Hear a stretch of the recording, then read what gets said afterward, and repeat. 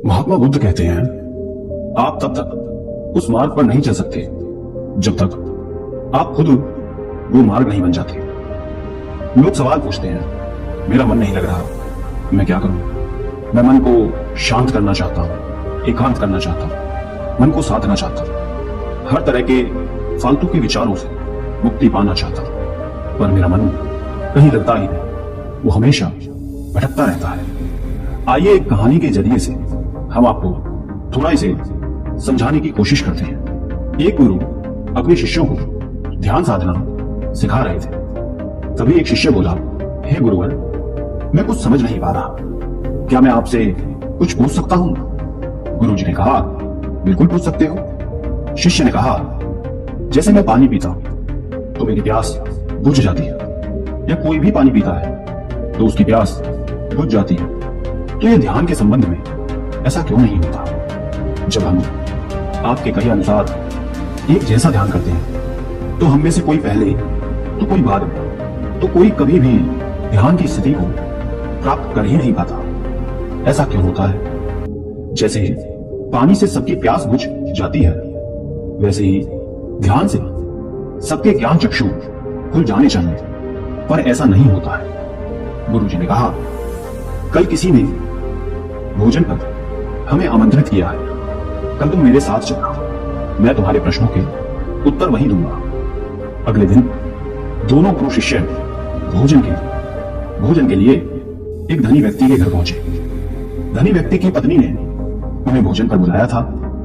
दोनों भोजन करने बैठ जाते हैं। उन्हीं के साथ उस स्त्री का पति भी भोजन करने बैठा हुआ था। उसने अपने सभी नौकरों पर चिल्लाकर कहा कि ये क्या बेकार सा भोजन बना रखा है, इसमें कोई स्वाद नहीं है। वो भोजन की थाली फेंक कर नौकरों से कहता है कि जाओ दोबारा ढंग का भोजन बनाकर लाओ।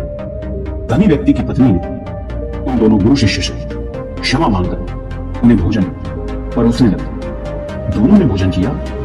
गुरु ने अपनी थाली में 2 रोटी छोड़ दी। गुरु ने उस स्त्री से कहा कि बेटी, क्या तुम मुझे ये 2 रोटी बांध कर दे सकते हो? स्त्री ने उन रोटियों को बांध कर दे दिया। उसके बाद दोनों वहां से निकल गए। रास्ते में गुरुजी ने शिष्य से पूछा कि तुम्हें भोजन कैसा लगा? शिष्य ने कहा, भोजन तो अति स्वादिष्ट था, मुझे पसंद आया, मुझे भोजन करके बहुत अच्छा लगा। गुरु ने कहा, इससे अधिक तुम्हें और कुछ नहीं लगा?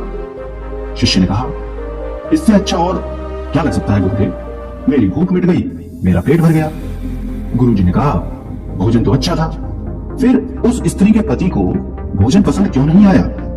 भोजन तो अच्छा बना था ना, भोजन एक ही था, तब उसे पसंद क्यों नहीं आया? शिष्य ने कहा, आप ठीक कहते हैं गुरुदेव, मैं तो कुछ समझ ही नहीं पा रहा हूं, आप ही कुछ बताएं। गुरुजी ने कहा, अभी तुम मेरे साथ आगे चलते रहो। गुरु शिष्य चलते चलते बहुत दूर निकल आए। शिष्य ने गुरुजी से कहा, गुरुदेव, हम हमारे आश्रम के मार्ग पर तो नहीं हैं, फिर हम कहां जा रहे हैं? गुरु ने कहा, बस चलते रहो। बहुत दूर चलने के बाद एक फटेहाल व्यक्ति गुरुजी के सामने आ गया और उनके चरणों में गिर गया और बोला, हे परमात्मा, मेरी मदद करो, मैं 3 दिन से भूखा हूं, मैंने कुछ भी नहीं खाया है, आप कृपया कर मुझे कुछ खाने को दें। गुरुजी ने उस व्यक्ति को एक पेड़ के नीचे बिठाया और उन 2 रोटियों को निकाल कर दिया जो उस महिला ने उन्हें बांध के दी थी। रोटियों को देखते ही उस गरीब व्यक्ति की आंखों में चमक आ गई। उसने तुरंत उन 2 रोटियों को लेकर खा लिया। खाते समय उस व्यक्ति की आंखों से आंसू निकल रहे थे। वो रो रहा था और खाता जा रहा था और हाथ से इशारे कर रहा था, जैसे वो किसी अदृश्य शक्ति को कह रहा हो, तेरा धन्यवाद इस रोटी के लिए। खाने के बाद उसने गुरुजी को प्रणाम किया और धन्यवाद कहा। गुरुजी ने उस व्यक्ति से पूछा कि भोजन का स्वाद कैसा था? उसने कहा, स्वाद तो कहीं था ही नहीं, केवल जीवन था, परमात्मा और ईश्वर था। ये रोटियां नहीं थी, ये तो साक्षात जीवन था। ये कहकर वो व्यक्ति वहां से चला गया। गुरु ने शिष्य से कहा, देखो, भोजन वही था, लेकिन एक व्यक्ति को उसमें स्वाद नहीं आता, तुम्हें उसमें स्वाद आया, तुम्हें भोजन पसंद आता है, लेकिन वही एक व्यक्ति को इस भोजन में स्वाद नहीं आता, बल्कि वो इसमें ईश्वर, परमेश्वर और जीवन को देख लेता है। इसी से पता चलता है कि व्यक्ति और भोजन की तृप्ति में भी अंतर है। पहले व्यक्ति की इसमें कोई तृप्ति नहीं होती, तुम्हें थोड़ी तृप्ति होती है, और इस व्यक्ति को अनंत तृप्ति होती है। ऐसा ही ध्यान के संबंध में होता है। जिसको जितनी ज्यादा प्यास होती है वो उतनी ही जल्दी मार्ग बना लेता है। उस शिष्य की जिज्ञासा का समाधान हो गया था, उसके प्रश्नों का उत्तर उसे मिल गया था। लेकिन प्रश्न का उत्तर अभी हमारे नहीं मिला। प्रश्न था, मन क्यों नहीं लगता? दोस्तों, जो लग जाए वो मन नहीं है। मन का स्वभाव ही है भागना। जब हमारे पास कोई चीज अत्यधिक होती है तब मन उससे भागने लगता है। जैसे उस धनी व्यक्ति का मन जो उस भोजन से भाग रहा था, जो उसके लिए आम बात थी। लेकिन जब कोई चीज हमारे पास सीमित मात्रा में होती है और हमें मिल भी जाती है, तब हमारा मन उससे जुड़ा भी रहता है और हम उस चीज की थोड़ी बहुत अहमियत भी रखते हैं। जैसे उस शिष्य का मन जो उस भोजन से थोड़ा बहुत जुड़ा हुआ था, तो उसने उस भोजन के स्वाद को भी जाना। लेकिन जब हमें कोई चीज चाहिए होती है और वो हमारे पास नहीं होती, तो पहले हमारा मन उस चीज के लिए बहुत ललायित रहता है। वो हर हाल में उसे पा लेना चाहता है। लेकिन जब कोई चीज प्राणों से जुड़ी हो, जैसे कि वो दो रोटी, और जब बात प्राणों पर आ जाए, तब मन गायब हो जाता है। तब आप स्वाद नहीं देखते, भोजन का प्रकार नहीं देखते, तब आपको सिर्फ भोजन चाहिए होता है। तब आप एकाग्र हो जाते हैं भोजन के लिए। जो मिले उसी में आपको आनंद आ जाता है। स्वाद हो या ना हो, आपके प्राण अंदर तक उसे स्वीकार कर लेते हैं। और यह तब होता है जब मन नहीं होता। हम हमारे मन को लगाने की बहुत कोशिश करते हैं।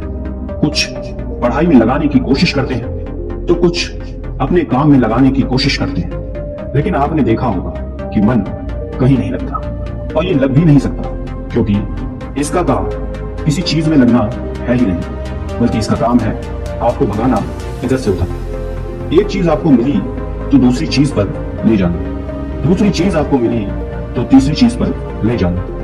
मन संतुष्टि को नहीं जानता, वो केवल पाना जानता है। पाने के बाद भूल जाना जानता है। जो मिल गया उसे छोड़ देने की आदत होती है, जो छूट गया उसे फिर से पा लेने की आदत बनती होती है। अपनी जिंदगी के पिछले हिस्सों को देखें और जानें कि क्या आपका मन कहीं लगा है, कहीं रुका है, या वो केवल आपको अभी तक भगा रहा है। अब सवाल आता है कि अगर मन का काम भागना या फिर भगाना ही है, तो क्या जिंदगी भर हम भागते ही रहेंगे? क्या हम कहीं रुकेंगे नहीं? ध्यान से देखो तो जिंदगी ऐसी ही है। जन्म से लेकर मृत्यु तक इंसान भागता ही रहता है, कभी किसी चीज के पीछे तो कभी किसी दूसरी चीज के पीछे। लेकिन फिर भी कुछ इंसान अपवाद हो जाते हैं, फिर वो रुक जाते हैं, भागना बंद कर देते हैं। तब चीजें उनके पीछे भागती हैं, वो किसी चीज के पीछे नहीं भागते। इसका सबसे बड़ा उदाहरण स्वयं गौतम बुद्ध है। हम आम लोग कैसे अपने जीवन में ठहराव ला सकते हैं, कैसे हम अपने जीवन में एकाग्रता ला सकते हैं, कैसे हम अपने जीवन में अपने मन को, अपने आप को नियंत्रित करने से रोक सकते हैं। और इसका एक ही रास्ता है, वो है ध्यान।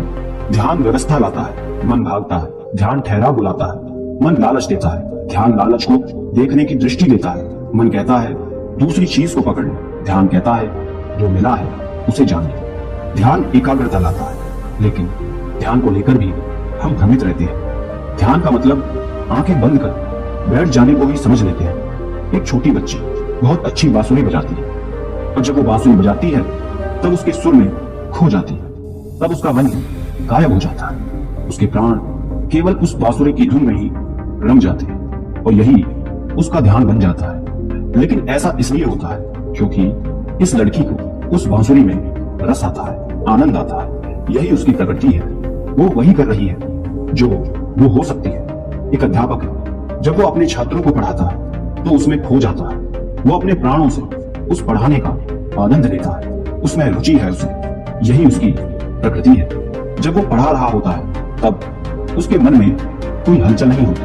वो तब ना तो भूतकाल की बात सोचता है, ना भविष्यकाल की। वो केवल वर्तमान के क्षण में ही रहता है, और यही उसका ध्यान है। जो व्यक्ति जो है, अगर वो वही होने लगे तो उसमें स्वतः से ही ध्यान घटित होने लगता है, वो एकाग्र होने लगता है। लेकिन जब व्यक्ति कुछ होने की कोशिश करता है तो उसका मन हावी होने लगता है, एकाग्रता टूट जाती है और तब हम भागते रहते हैं, सब कुछ पा लेते हैं, तब भी सोचते हैं कि कुछ रह गया है और ये अधूरापन कभी पूरा नहीं होता, क्योंकि जो आप हो सकते थे, जो आपकी प्रकृति थी, वो आप नहीं हुए, बाकी सब कुछ हो गए। ऐसे ही आप हमेशा अधूरे रह जाते हैं, तब मन कहीं नहीं लगता।